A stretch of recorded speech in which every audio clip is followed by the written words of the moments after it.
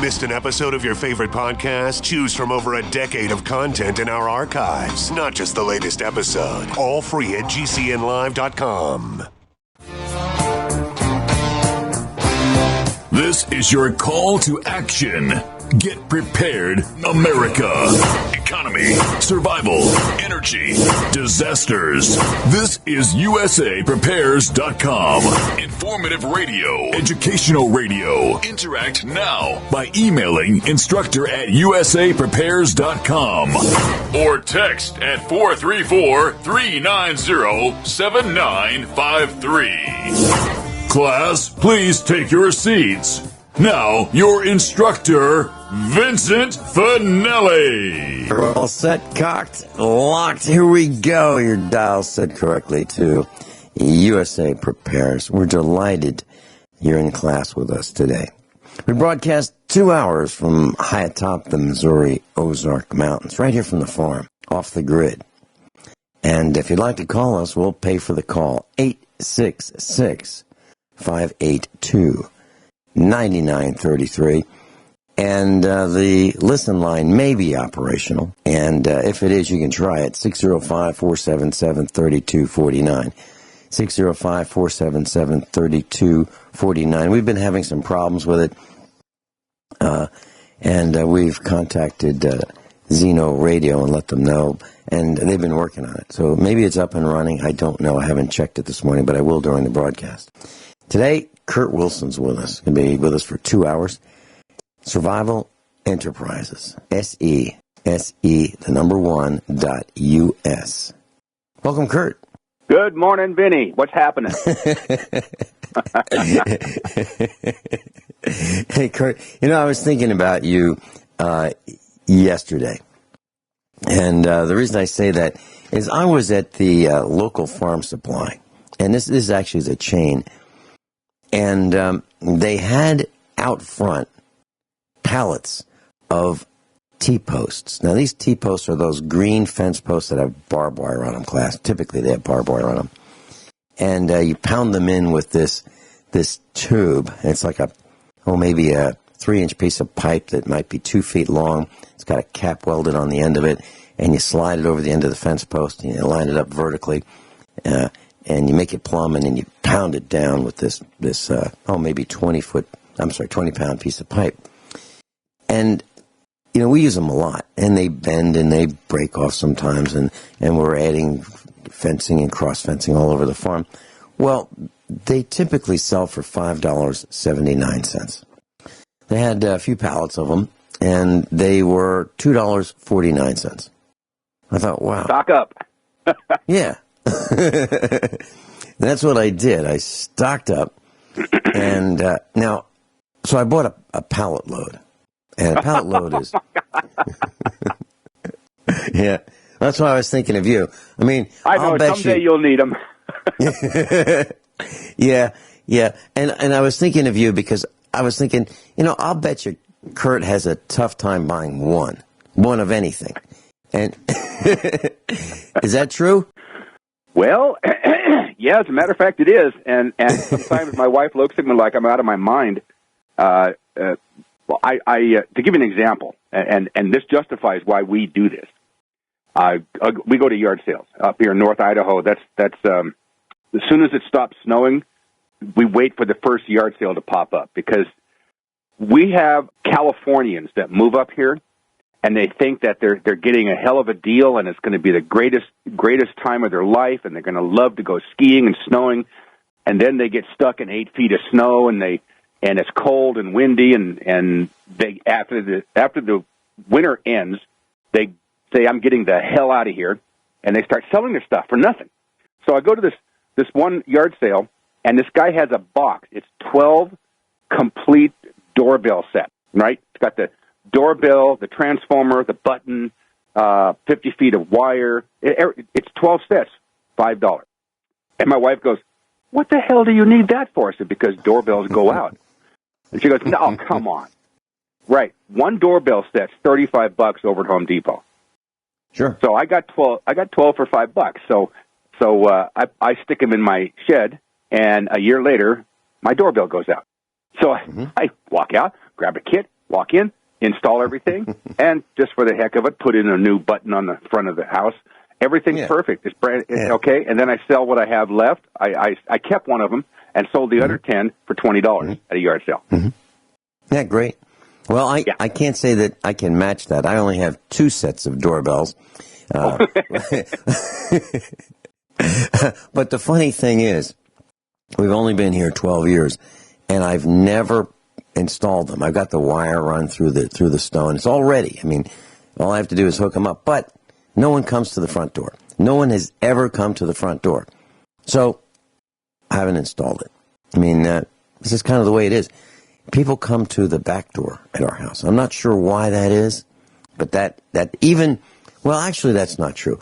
There was a gal who came from the U.S. Census who ended up at the front door. And I knew she was a foreigner because she came to the front door. But, yeah, you know, those people don't leave you alone. I mean, they keep sending them. And finally they gave up. When it took about, I guess, darn close to an hour of me telling him, no, I'm not going to provide anything that's not required by law. No, I'm not going to provide anything that's not required by law, over and over and over. And she went through most of the questions on the census. And you know, they have the Paperwork Reduction Act, and that darn thing is like, I don't know, 8 pages long. What a 8 joke. pages. I was a master gunsmith for 25 years, and we had a gun shop. And I had the 4473 form you fill out, the yellow sheet. It was always one page. I mean, the form you fill out was on the front of this piece of paper, and on the back of it was the instructions for filling it out. And then they passed the Paperwork Reduction Act, and they had 3 more pages to explain the Paperwork Reduction Act. So now we have exactly like 4 pages. Yeah. Yeah. Well, I was talking about the government, and I'm not sure this is a government organization or not, but the United States Postal Service. So I was talking to a guy last couple of days, and he knows this gal who is middle-aged, and she works at the U.S. Postal Service at the local branch where he lives. And he says, yeah, and he sees her all the time. He's there every day mailing packages and picking up his mail. He says, yeah, I'm going to be gone for, about a week, maybe 2 weeks. She says, oh, where are you going? He says, Hawaii. So she said, wow, how long does it take to drive there? and the guy behind him says, well, he can only drive halfway there. Then you take a bus. And then he has to stop. and so she doesn't get it that you can't drive to Hawaii from Missouri. And this is a Postal Service employee. Now this is someone who handles mail all the time, and I'm sure letters and packages, get dropped off there that say Hawaii on them. And how is it possible that you can get a job at the United States Postal Service and not know that Hawaii is off the coast of the West Coast, and you have to get on 1,000 miles or so. Well, the problem with the post office is that they have hiring requirements that have nothing to do with intelligence or knowledge. And my uncle actually was a postman. He retired after 30 years in the Postal Service, and he would lament greatly about that. Let's just put it that way. Mm-hmm. Mm-hmm. Well, the closing statement that she made to him as he was leaving is, well, at least you don't have to drive nonstop. I can't understand it. I'm thinking 4th grade. And these people vote. Yeah, they do. They do. I'm thinking in 4th grade, I knew that you couldn't drive to Hawaii. Anyway, so I was having breakfast this morning, and just out of the blue, I said to Mrs. Finelli, I said, did you... I brought up French toast. And I said, when you were younger, did you ever have cinnamon toast?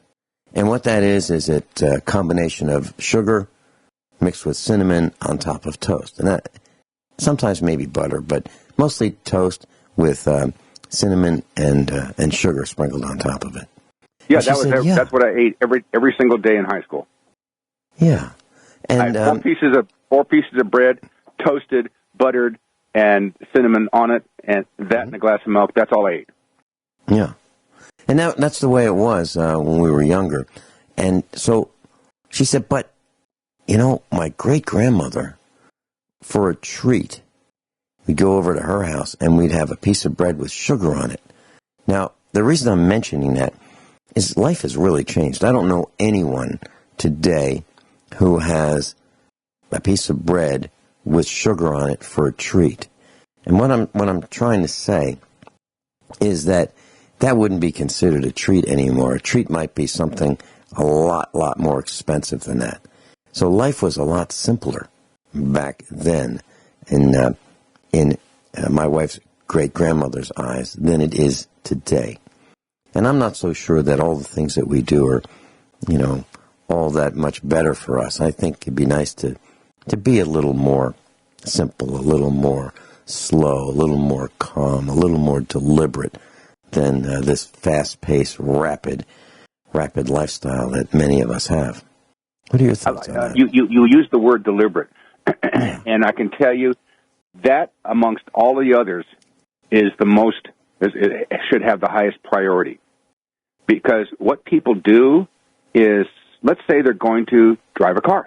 If you drive it deliberately, meaning with intention and purpose, then that's what you do, is drive the car. Not eat a sandwich, put your makeup on, poke your phone, change the station on a radio a dozen times, look in your rearview mirror and bitch because some guy's following you too close. It's like people don't drive their vehicles anymore deliberately. They just get in their vehicle, and that is a piece of the physical universe that they hold a position in from point A to point B. It's almost as if they're not really in charge of it. We see it all the time up here. Yeah. Accidents all the time. People who are doing other things than just driving a car. Yeah, and sometimes they're in a 3,000-pound missile. Sometimes they're in a 4,000-pound missile. Sometimes they're in an 18-wheel missile. Right. It's dangerous, and it's unacceptable. We'll be right back. Kurt Wilson's with us. SE1.us is his website. And Mackenzie's engineering the broadcast. Kurt Wilson's with us. Kurt, back to those fence posts. I want to tell you a little bit of the thought behind it. Do I really need a pallet of metal fence posts? Yeah, I do. Do I need them right this moment? No. Are they going to cost more later? Yes. So I bought them, but there's another component that went into this decision. And, when I came home, I mentioned to Mrs. Finelli, we, our son and I bought some fence posts. And she's like, don't we have some? I said, yeah, we do, but we probably only have a half a pallet left. And so here's what went into it. We sold some cows, and that's what we do. We raise cows. And every time we sell cows, the government, is kind of salivating, saying, you know what, that's great. Finelli sold some cows, and we're going to take our cut off the top.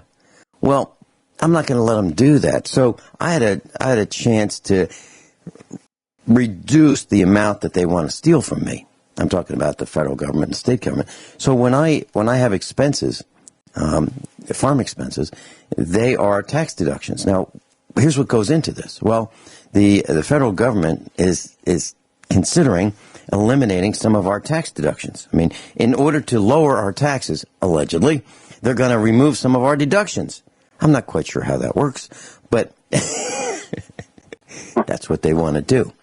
So for some of us, our taxes will go up under the illusion that they're lowering our taxes. So by buying these fence posts, I now have more expenses. But these are things I need, okay? I don't need them right this second, but I will soon. How soon, I'm not sure. But I'm going to need them, and it's my decision as the CEO of this farm operation that we buy these raw materials or supplies that I need. Well, if I'm wrong, well, I made a mistake. And lots of CEOs make mistakes. But I'm going to minimize intentionally how much I pay in taxes. And I can do that. And that's a business decision. And you can too. And class, I really think that you should consider starting your own business so that you don't let these bandits steal your hard-earned, we'll call it money. Yeah, seriously. For want of a better term. The last time I ever worked for somebody else was in 1980. I was a quality control engineer for Hewlett-Packard. I helped build the Roseville plant in Northern California. And I realized I was going to be nothing more than a drone for the rest of my life. And whether you're a whopper flopper, work the drive-up window at McDonald's, or restock bananas at Walmart, that's all you're going to be is a drone the rest of your life. And I said, you know what? I'm done with it. Mm-hmm. And I took hold of my life at that point and said, that's it. I am going to do what I can to make money. And from that moment on, I never, ever, ever, ever worried about an income, ever. And it's interesting that you say that. It's so interesting that you say that. And here's why. Now, for someone who might be playing the devil's advocate, and I do want to make sure that everyone understands, I am not playing the devil's advocate. But for someone else who might be playing the devil's advocate, they might say, Kurt Wilson, are you kidding me? What you really need is job security. You need to find that big company and settle within that company and grow with that company, and that is job security. But the answer is there's nothing farther from the truth in terms of job security. There is no job security like when you work for someone else. Right. There is none. I don't care what anybody says. You're not in control of your income. You're in control of your production level, but you're not in control of your income. That company can sell. That company can go out of business, and then there you are. And that company can say, you know, we got these guys over 55 years old, and we're going to have to start paying more in hospital fees and insurance and stuff like that. Let's just fire them and hire these 21-year-olds. Yeah, that work for half the price, and that's what happens all over the world, not just here. Mm-hmm. I considered my dad a really, really smart guy when he was alive. But there were a couple things that I thought he had wrong. But it was based on what he saw in his life. And he said, you know, Vinny, what you do is you work really hard at school. And, you perform really well. Then you get a good job with a big company. Then you work really hard, 40 hours a week for that big company. And then you can become boss and work hard 60 hours a week for that big company. And he said, how about, working for GM or IBM or Bell Labs at the time? And I said, Dad, are you kidding? IBM's laying off 15,000 a week. 15,000 a week. There's no security there, Dad. And so that's when I taught my dad about the lack of job security. We'll be right back. Kurt Wilson's with us. Hey, Kurt, Sunday, I'm going to be on the radio with you on your show. Yep. ArmchairSurvivalist.com. For those of you interested. And Vince and I are friends, real good. We're good friends. Let's just put it that way. So, and we're brothers in arms, and have been for decades and decades and decades, apparently, unbeknownst to me.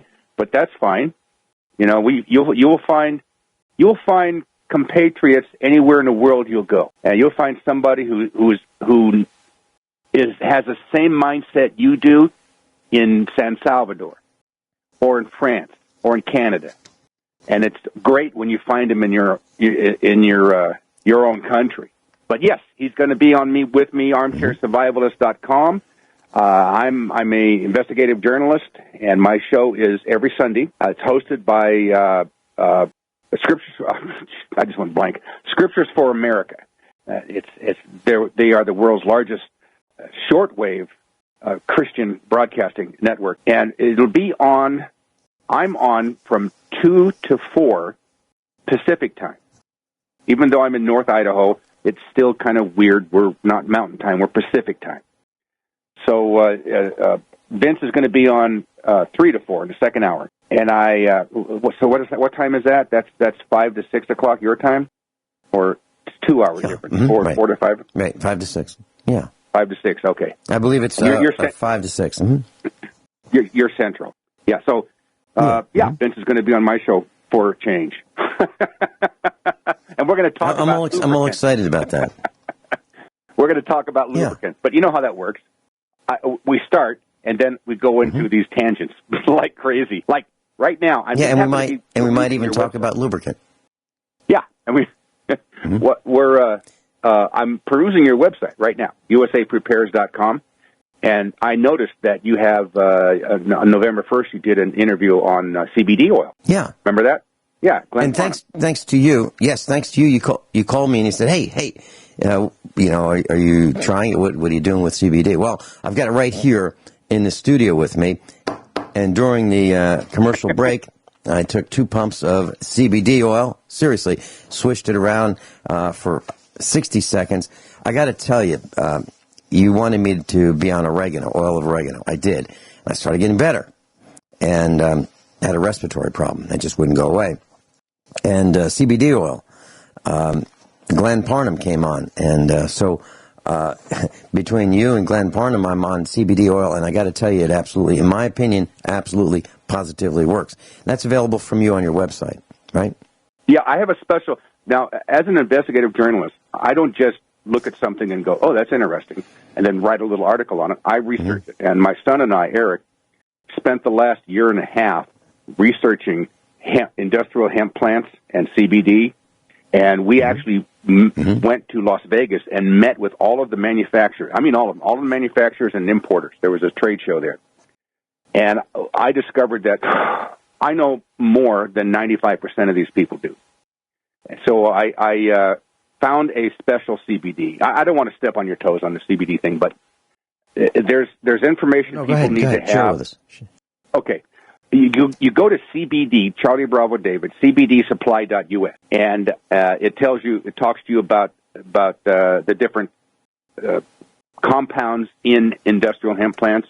See, people get this, and this is the government's doing this on purpose, and they're confusing people with the word marijuana and hemp and CBD, saying, "Oh, that's marijuana." The truth of the matter is, so let me educate real quick. The truth of the matter is, the hemp plant has a stalk that's probably 2 inches diameter. And when you add the branches, if you would, and the leaves, the whole plant is maybe a foot and a half diameter, but it's 20 to 40 feet high. And that sure as hell doesn't look like a marijuana plant. A marijuana plant is about 8 to 10 feet in diameter and about 10 feet high. See, the hemp plant, this is the plant where rope comes from. This is the plant, the Gutenberg Bible was printed on hemp paper. Our Constitution is printed on hemp paper. Until the 30s, hemp was the largest cash crop in the United States. Everybody grew it. And when the colonists first came to America, they were mandated to grow hemp for His Majesty's Navy. You make clothing out of it. You make oil out of it. There's a long story on the thing, and I've written many articles on it. But it's like this hemp has always been around, millions of years. About 1,000 years ago, a couple Chinamen got together and said, now I'm paraphrasing this and making it short, and said, look at that hemp plant over there. A couple of those leaves look a little mutated. Wonder what'll happen if we dry them and smoke them. And they got a little high. So they figured, let's breed the hemp plant specifically for the ingredient that makes you high, the hallucinogenics. That's where marijuana came from. It's under the genus Cannabis sativa. So it's there's many different plants. There's marijuana, there's industrial hemp, and there's a few others. But these basic plants, the hemp plant and Cannabis sativa, they have well over 500 nutrients in them. And in marijuana, THC is the highest. In industrial hemp, CBD is the highest. So if you get CBD, you want it derived from the hemp plant, not the marijuana, because otherwise you'll have too much THC, and THC makes you goofy, as some of us hippies remember. The CBD, though, is the medicinal part. And I'm telling you, Vince, I'm astounded on a daily basis. I designed our product. It's Seeds of Life. I designed it. I work with a woman farmer in Colorado. This is where our product comes from.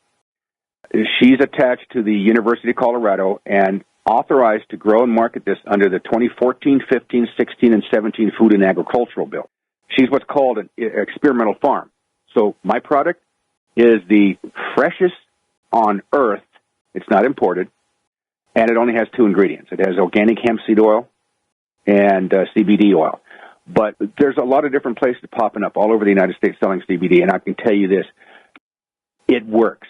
I don't care, I don't care what kind you get. It will help somebody somewhere. I stand in my store on Government Way, and everybody laughs when I tell them where my store is, Government Way, because I'm so anti-government. I'm rabid. But it's on Government Way in Hayden, Idaho, and I have people come in. It's almost every day that tears come to my eyes. A woman comes in with fibromyalgia. Now, I can't stand there and say, oh, this will cure that, this will cure that, this will blah, blah, blah. I can't do that. The government doesn't like us to do that. Instead, I tell them, go to my website, cbdsupply.us. At the top of the page, there's a link that says Knowledge Base. It tells you the history, and it gives you links to over 1,800 actual medical studies. Woman comes in with fibromyalgia, and she's complaining because she can only wear silk and satin clothes because her skin hurts all the time. And she tells me, now this is her words, I sweat like a pig. So she wants to try CBD. And she'd already tried this stuff in Washington. Now, Washington legalized medical marijuana, so is Oregon, so is California. The CBD there is derived out of the marijuana plant. So it's not the right mixture of ingredients.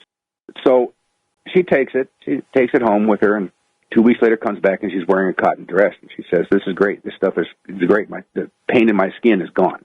And I said, "Good. So you here to get more for yourself?" And she goes, "No, I'm here for my damn husband." I go, "Why? What's wrong with him?" And he goes, "Well, I had neuropathy up to my knees, and I've been stealing 1 drop a day from her, and my neuropathy's gone." And then we have the woman who had stage 4 cancer, and she came in and got the very potent one that we have. We have the strongest on earth, and she gets that, and she, because for her pain, so she gets it and she goes away, and she comes back a month later, and she's chipper and happy and everything, and she buys another bottle. I said, "So this is working for you?" And she goes, "Oh yeah. My cancer is disappearing, and my doctor doesn't know why because I refuse chemotherapy." And then of the dogs. Now, you know that CBD works on every mammal on Earth, from mice to moose. And my son informed me also dolphins. And in Israel, there's over 60,000 published studies on CBD oil and uses, especially on animals. So I designed an oil for animals. It's called Critter Care. And it has a special plastic eyedropper in case the dog or cat or whatever bites down. And a woman comes in, and she goes, "I got this 10-year-old lab, and it's dragging its back end. It doesn't work. Its legs don't work, and it's pooping and peeing everywhere. And I know it's dying. I know it's in pain. So I want to get some of this, and because it helps with the pain, right?" And I go, "Yeah, it does." So she buys a bottle for her dog. 2 weeks later, she comes in and she comes up to the counter and she goes, "I don't think the damn thing's going to die." I go, "What?" She goes, "Yeah, it's starting to walk right now. And we got diapers we put on it, and it's becoming, it's healing. This is really weird." So when you mention the CBD and I see this thing on your website, there's more I can talk about this. We don't need to. Well, I've got a couple comments. We had 2 German Shepherds. We had 2 German Shepherds, and we got them at the same time. And we were told by the veterinarian in Virginia, what you do is, you need to have these flea and tick chemicals and put them between their shoulders. And what we found out was one of them, the hind legs stopped working. At the same time, the other one became incontinent. So we had a male and a female. And so we experienced what you're talking about. And I really wish I knew about hemp oil, because we would have used that to treat both of these animals who succumbed to, their bodies stopped working. And I believe it was caused by fipronil, which is the ingredient in the flea and tick chemical that's put between the shoulders. We would never use that again. Kurt Wilson, I'll be right back. Kurt Wilson's with us. SE1.US, the website. Also, there's another website, armchairsurvivalist.com. Armchair preparednesssurvivalist.com, and that will get you to the site that will help you listen to us on Sunday, and that'd be 5 o'clock. Well, also on that site there, armchairsurvivalist.com, you just go there and click on Listen Live in the chat room, and there's a chat room there. Mm-hmm. And I don't know, how come you don't have a chat room, but the chat room, you can listen live in there if you sign up, and it's not intrusive whatsoever. Then you can ask questions, make comments, that kind of thing, and listen to us there. And then I have a archive that you can go and download the show also afterwards. Mm-hmm. I want to share something with you. In the banking world, in the credit card banking world, I'm what's called a deadbeat, which is the exact opposite of what you might think. A deadbeat would be someone who doesn't pay his bills. Well, in the banking credit card world, a deadbeat is someone who doesn't pay monthly interest. Someone who says, you know what, I'm not going to pay the whole statement. I'll just pay the minimum, and then the interest just keeps clicking up and up and up, and you just keep paying more and more and more. Well, I don't do that, so I pay the statement amount in full. Well, last year, December, the statement came in, and as always, we had an AT&T Universal Credit Card for decades. Every month, we pay the full statement and zero it out every single month. Well, we did the same thing in December. Christmas mail delayed by just a couple days the credit card bank from receiving the payment, the check. Well, they hit us with a $25 late fee, and I mentioned this on the air. And so I sent a note along with the payment, the check, saying we're paying this in full, but not the $25 late fee, because we didn't cause it. We didn't do it. I mean, it was the postal delays that did it, okay? And I thought for sure that after calling and saying, hey, can you take care of this? No, we can't do that. Well, that's because AT&T's Universal Card was taken over by Citibank, C-I-T-I, Bank. Well, we called and those fees amounted to about $300 by about 2 months ago.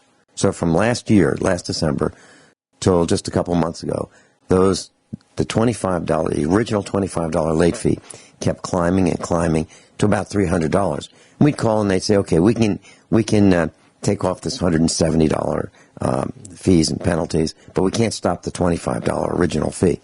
Well, it kept climbing, and we kept getting calls, multiple calls per day from Citibank, and they were harassing us. Well, I couldn't get this thing to stop, so I sent them a letter. Now, and the reason I'm telling you all this, class, is because this worked.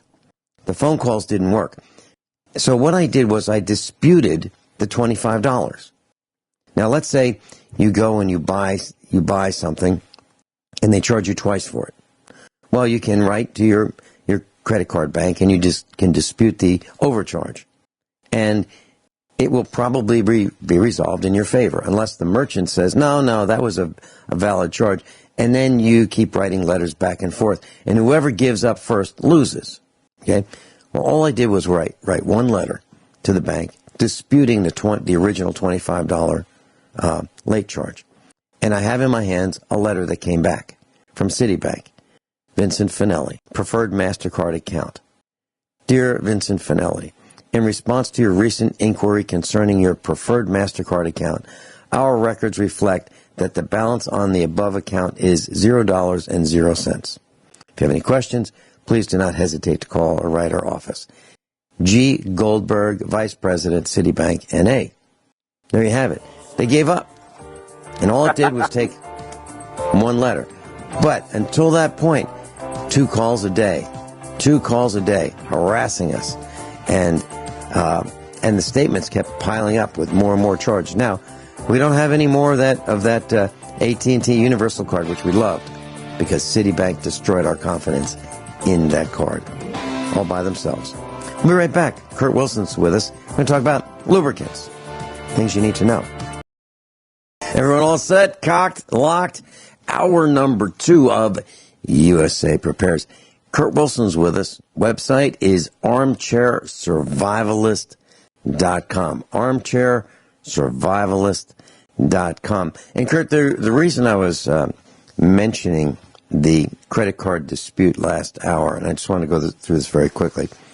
If you have a charge on your credit card and it does not belong there, and you can write a letter to your credit card company and tell them the reason for your dispute of that charge. Well, in my case, they kept reporting me to credit bureaus. They threatened to report me to the credit bureaus. There are 3 of them, and that would affect my insurance rate. Well, I had this dilemma. I absolutely positively was not going to pay the $25 late fee that was caused by the U.S. Postal Service. Okay, I wasn't going to pay it because I didn't cause it. Well, it was impacting my credit rating. Well, that impacts your insurance rates. Okay, well, after disputing with one letter to Citibank, I got another letter, and it says, "Dear Vincent Finelli, we requested the consumer reporting agencies to delete the accounts from your credit report. We forward the information to the following agencies: Equifax, TransUnion, and Experian." So what they did was they removed these bashes that they did to us, saying that we were not paying our credit card bills, and we were, but they kept increasing these fees based on the delay in the Postal Service for paying our bill through the U.S. Postal Service. Bottom line is, class, you may decide that you have a situation where you want to dispute, that's the word you use, dispute, a charge on your credit card, and you will probably win. If you are in the right, you will probably win. And the rule is pretty much this: whoever gives up first loses. So if it's between you and a merchant, and you receive something defective and the merchant tells you stuff it, or they're not going to take care of it, they're not going to help you, if you dispute it and you write the letter and the merchant doesn't respond, you win. If the merchant responds and says, "No, I sent it, it was perfectly good," then you respond saying, "No, it wasn't, here's a picture of it," then you win until the merchant comes back and says, "No, it really was fine." And whoever gives up first loses. And that's as simple as it is. Pretty much. Yeah. And it's very important. Many people, they get a credit card bill, they said, "Here, honey, pay this." That's it. They don't look at it. You have to look at your credit card charges. You really, really do, because let's say somehow your card gets compromised. Well, the first thing they do, the hackers will do, is determine whether or not you actually pay attention to your credit card bill. And they will do a charge for like 37 cents or $1.19. And if you don't dispute that little charge, then they're going to go ahead and they're going to wipe out your account. So pay attention to every charge that's on your bill. We get calls all the time at Survival Enterprise, my company. A guy calls up and says, "Hey, I don't know who you are, and there's a charge here for $137. So we keep files and we look them up real quick and go, "Oh, you're John Hancock. Yeah, you bought 5 gallons of colloidal silver from us 2 months ago." "Oh, yeah, that's right. Sorry." Boom. Yep. You can communicate. And that's the thing. You communicate. On the back of your credit card, on the back of every single credit and debit card is a phone number. And if you have a problem, you can call them. I do. I don't like writing letters because then usually it gets circular filed or ignored for months on end. So I make a phone call. And I don't deal with the Indians. I deal with the chiefs. So I go upstairs. And I say, "This is a problem." We just had the same thing you did. I said it was $37. And it was, we have this pay, I forgot what it's called, bill pay service, where my wife goes into a specific secure server online and pays all our bills that way. And that company then physically sends the checks to the people that we're paying. This company sort of dropped the ball on a few $5,000 and $6,000 checks. So weeks after we had sent these checks out, or, she'd gone onto the website and said, "Send the checks out," the company still hadn't got the checks, and they started charging us. We're talking in the hundreds of dollars. And it's real simple. My wife contacted each of the companies, and communication is the great solvent. Yes. It dissolves all problems. So communicate. Don't just bitch and complain. So my wife called the companies and told them what's happening and that she was going to take care of it. Then she called the bill pay company and ripped them a new one. And the bill pay company contacted the other companies the bill pay company either paid or got forgiven those late charge and had everything explained. I hate it when I put my life, my livelihood, and my trust in a third party that screws it up. And that's okay. You know, that's what you have to do when you're using credit, or when you're using fiat payments like paper checks or even cash, for that matter. Let me give you an example of one more thing that happened in class. You may be having this too, and then we'll get on to lubricants. So we had a credit card issued, with the name of Casey's MasterCard. It was kind of like 7-Eleven, but there are a bunch of gas stations and convenience stores around here called Casey's, Caseys. And so we had this card, and we would get like a percentage back in gas cards, $20 gas cards for using this card for all kinds of purchases. So it was kind of like a cash back, but it was not in cash. It was in gasoline dollars, okay, that you could use at Casey's. Well, what was happening is we would get the statement in the mail from the post office box. We'd go home, write the check, mail it, and it would be late. And then we'd get a $25 late fee from the bank. And then it would happen month after month after month, and we'd call them, and they'd say sorry. And eventually they stopped saying that they would take care of it. So what we realized was, and I'm going to give you an example. Now, this may not be the exact dates, but on the first of the month, they print the statements. Then the statements kind of lie around at the bank until maybe the 20th of the month.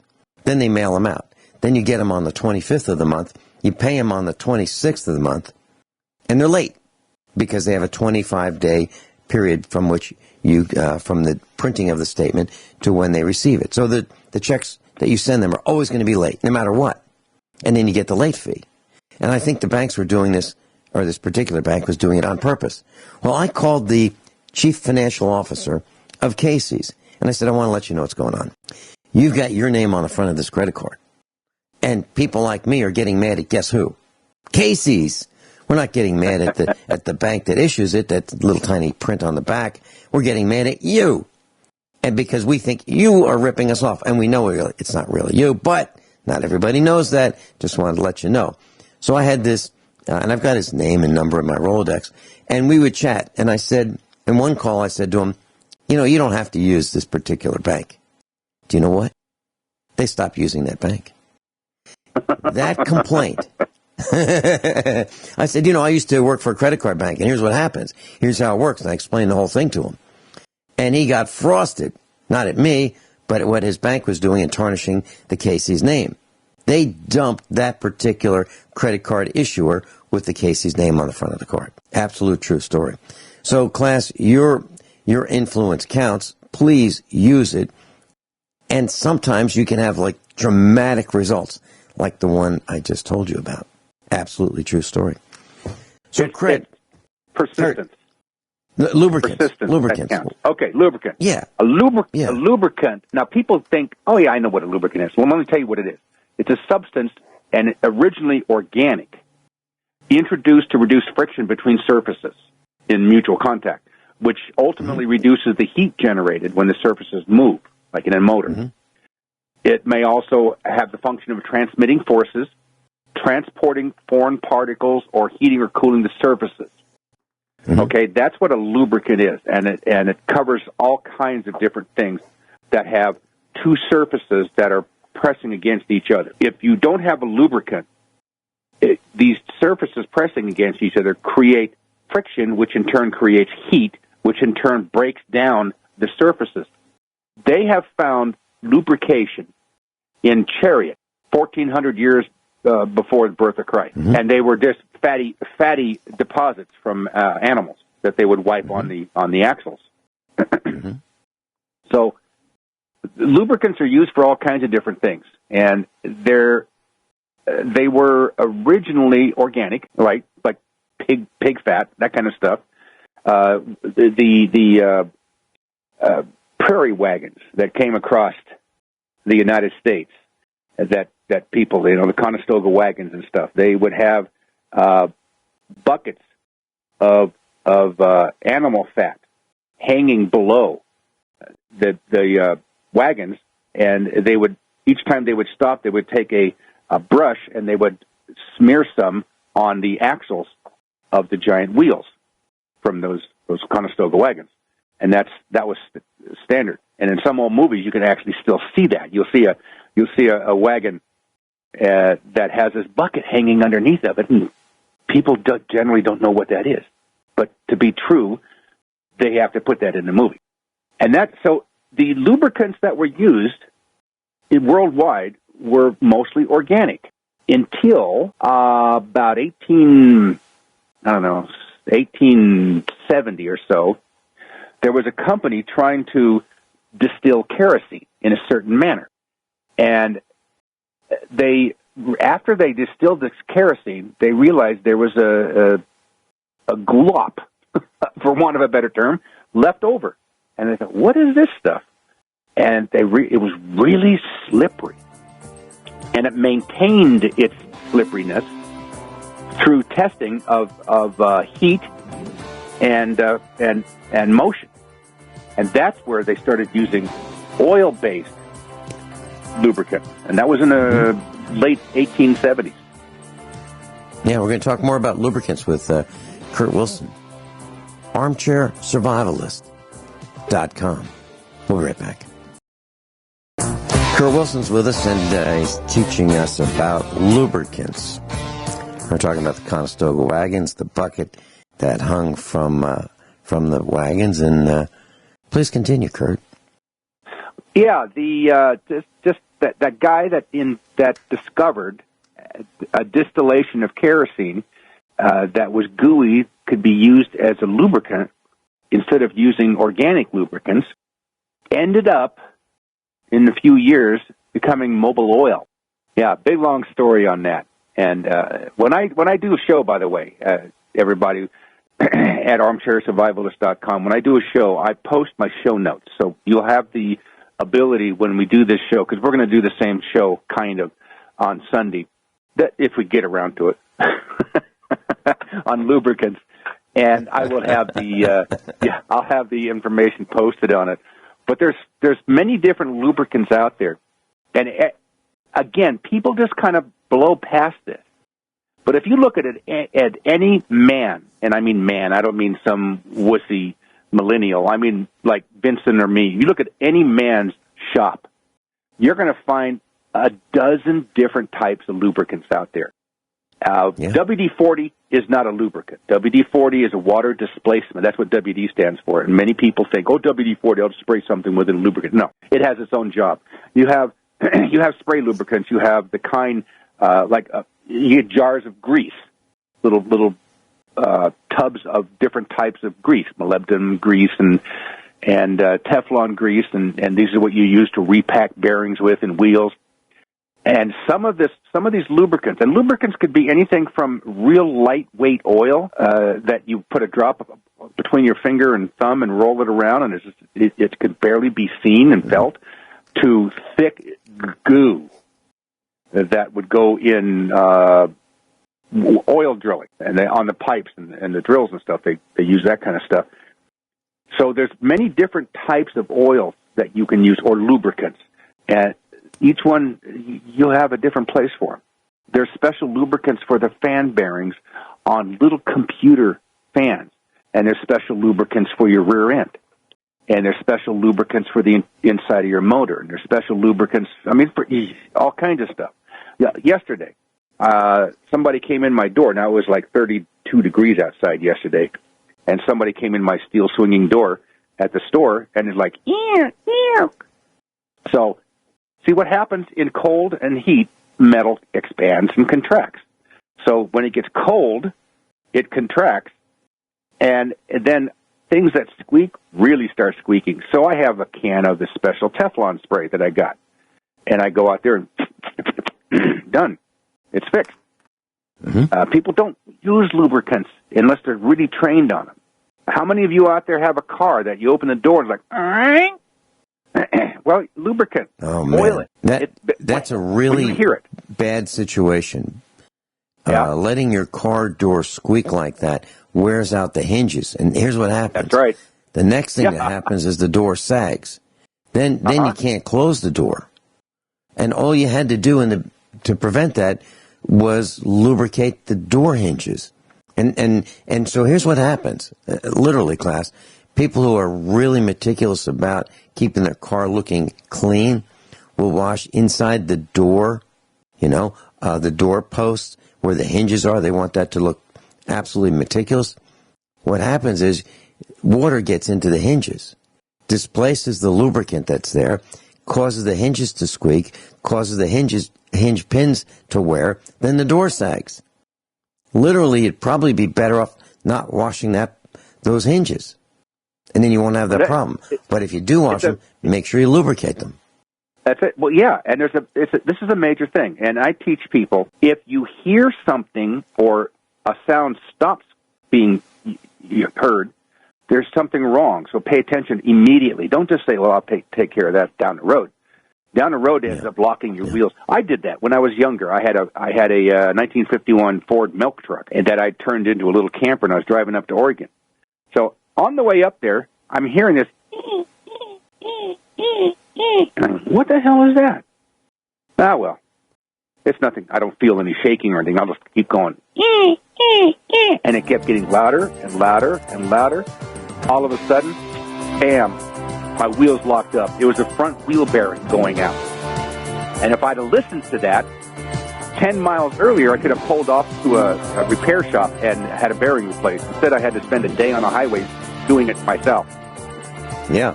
And so now Kurt and I pull the wheels off and check the wheel bearings. Yeah, that's what we do. Right. We'll be right back.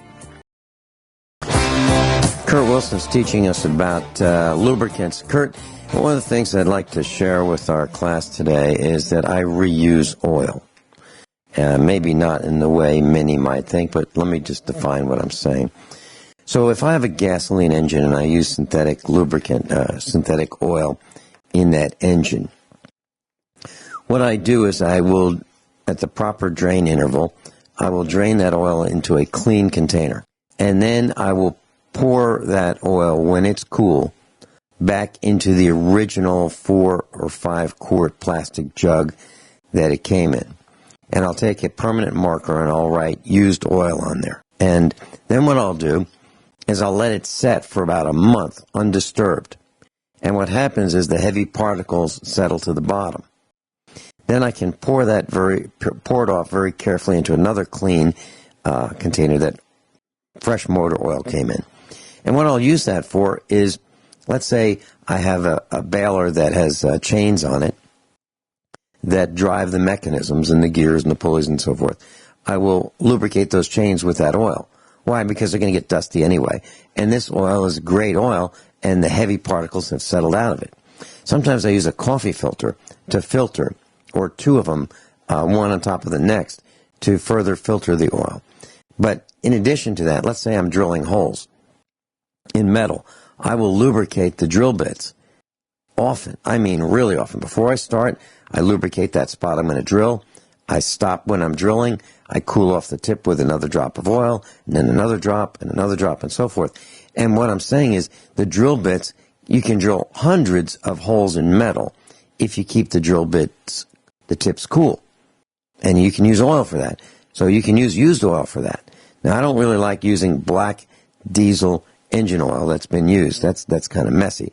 But from a gas engine, it works great. Any comments on that?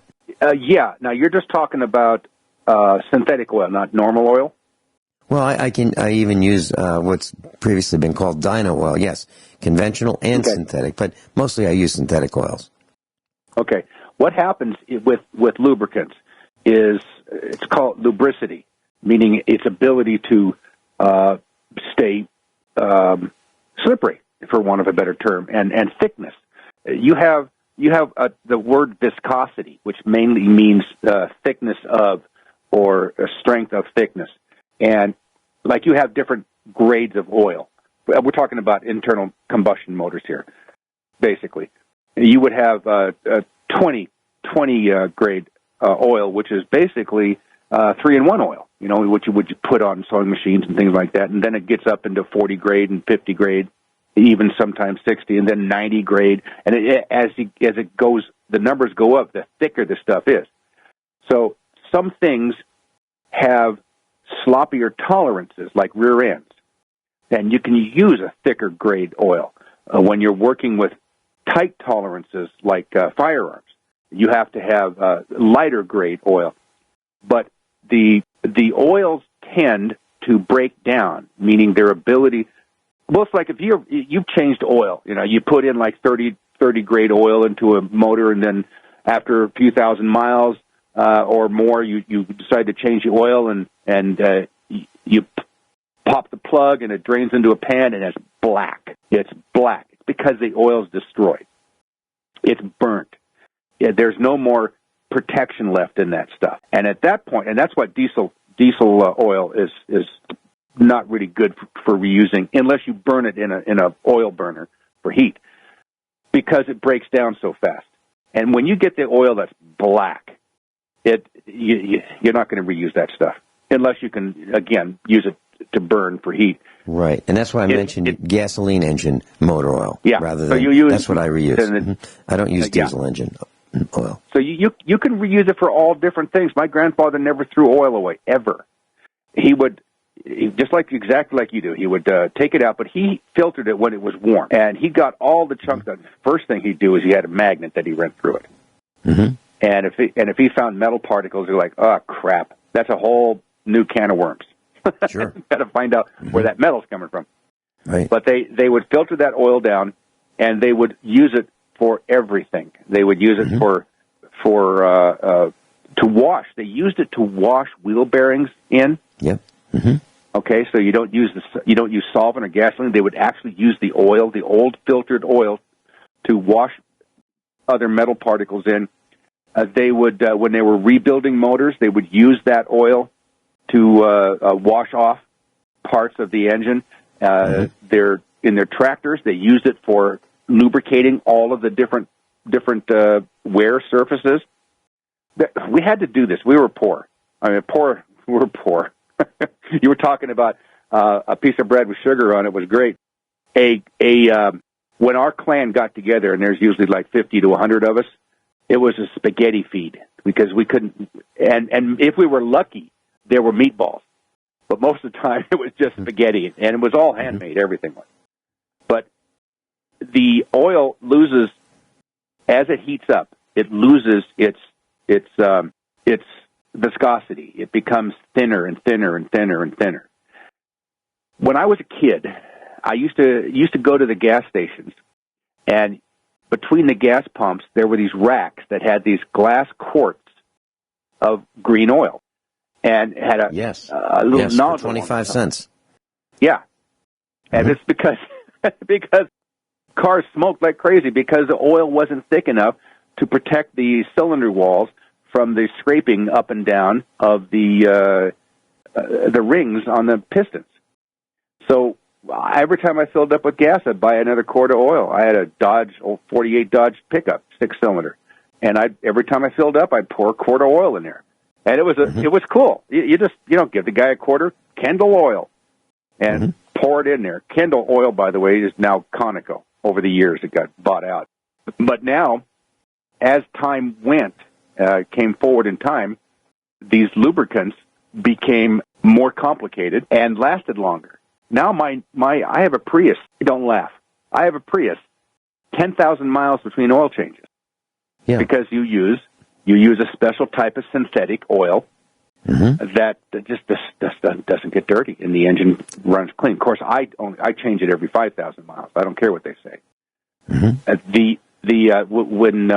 Vince was talking about oiling the doors in your car, that's real. The purpose of lubricants is to protect two wear surfaces from hitting each other, and because they will wear out. Just take two pieces of steel, wash them clean, so there's nothing on them, and start rubbing them together. Just in your hands, you could do this. Just start rubbing them together. After a few minutes, you're going to feel the heat in there. And if you had a electron microscope, you could look down and you'll see what's called galling, and it would be microscopic balls between the two particles. of scraped off metal, and this is what galling is. And those act like abrasives, and the more you move metal pieces back and forth, the more it wears. So the instant you hear a squeak, locate it and oil it. Let me tell you what I do with our hinges that in the house. You know, we've got the back door is used the most. Then maybe the side door is second, and the front door hardly ever. But what I've done when I first installed the doors, I would take a punch and drive out the hinges, and then I would coat them with red synthetic grease in one of those 1-pound tubs. And what do I use? Well, I really like the SuperTech brand. It's less expensive. It really works well. It's red in color. You can get it at the Chinese factory outlet. And I coat the pins of the hinges on the doors with this red grease. And then I use a Q-tip, put some grease on the Q-tip, and put that inside the hinge before I drive the pin in, and then there's no more squeak for years. How many years? Oh, maybe 8. Maybe 5 to 8 years. Pretty good.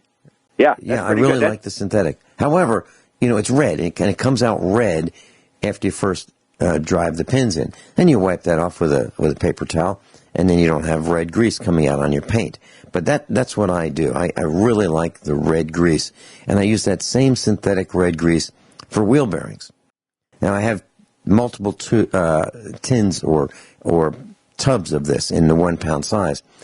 And when I put lug nuts or wheel bolts on our vehicles, I coat the threads. Now, this is not recommended, and I'm not suggesting you do what I do, but I do this because I take my wheels on and off and rotate the tires often on our vehicles. But I coat the threads so that they don't wear out metal-to-metal surfaces on the wheels. But you've got to torque them really well and make sure you accurately torque them, because if you don't do it right, they're going to loosen and you may lose a wheel down the road. And you've got to check them off. That's the good point you made on lug nuts, and because we do the same thing. We do the same thing here. And one of the things that I discovered years ago as a child it was that these lug nuts would get rusted on, and you'd end up busting them, taking them off, and you'd have to replace the stud, which is not that big a deal, but still is a pain in the butt. So to this day, what we do, and we just change my tires, my wheels around, we take them off, take off the lug nuts, remove the wheel, or remove the tire, and we take a rag, wipe off each stud, and then wire brush it. Right. To make sure nothing's on it. And then I have a special molybdenum grease that I use when I repack everything. And I just take a little bit and put on there, and those lug nuts go on slicker and cat's knot, and then you torque it down, and then you drive around in 4 and 8 feet of snow and rain and salt and crud and gluck, and then 6 months later you're swapping the tires out, and the lug nuts come right off just like they should, and you do the same thing again for the summer tires.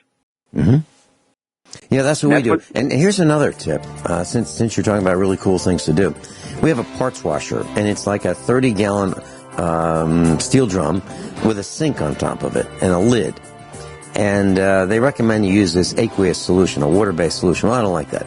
I like using diesel fuel. But I also have some engine oil that's used, that's mixed in there. But it comes out dark and cruddy. Well, I'll tell you the secret to fixing that problem when we come back. Kurt Wilson's with us. So, Kurt, what I did was I just went to eBay and I looked up parts washers, automotive parts washers. And frankly, they don't have anything like for sale like what I have.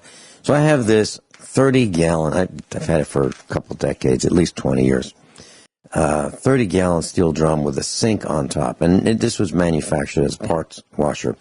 And it has a submersible pump that pumps the liquid from the 30-gallon drum up through a flexible metal pipe, if you will, that I can aim in the sink at the parts I want to wash. So the idea is I'm circulating the same diesel fuel that I use as a solvent. Well, the problem is that when the solvent gets dirty, that dirt goes into the oil drum, and as I start using the parts washer the next time, that oil that drips down from the sink drain into the drum it stirs up the oil, and then the dirt at the bottom of the drum gets mixed in with the oil. Now I'm washing the parts with dirty oil. Well, with chunks and, the crud from the bottom. So what I did was I put a sock over the pump. And the sock covers the pump, and it filters out some of the crud. Well, it didn't do a really good job, and then the sock would get clogged. So what I decided to do was raise the height of the pump so it's about 5 inches or 4 inches above the bottom of the oil drum.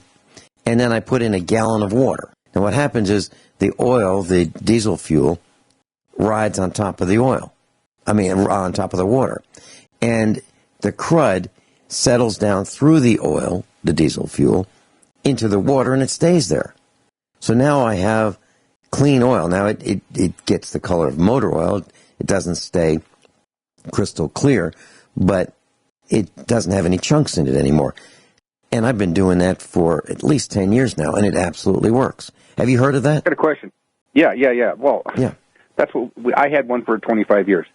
Do you, in your drain, in your sink there, does it have a screen? Not really. It's got a yes and no. It's sort of like a screen, but not as good as a screen.